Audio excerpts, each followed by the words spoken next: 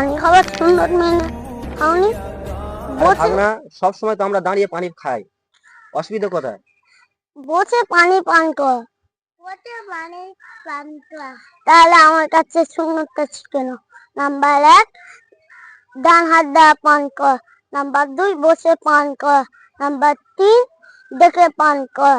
Number 4, বিসমিল্লাহ পড়ে পান কর। নাম্বার 5, 3 ছাঁচে পান কর। নাম্বার 6, পান কর পর আলহামদুলিল্লাহ পড়া। আরে ভাগনা, তুমি যে আমার সুন্নত গুলো বললে, তুমি কোথা থেকে শিখেছো সুন্নত গুলো 6টি? মুক্তব দিনিয়া মুয়াজ্জান মুক্তব। তাহলে পানি কিরকম খেতে হবে ভাগনা, আমাকে দেখিয়ে দাও। বসে পান কর, বসে বিসমিল্লাহ পড়ে পান কর।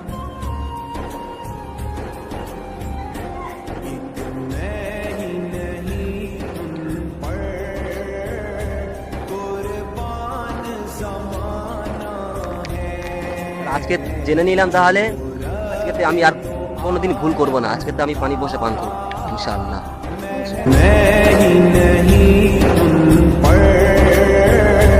कुर्बान ज़माना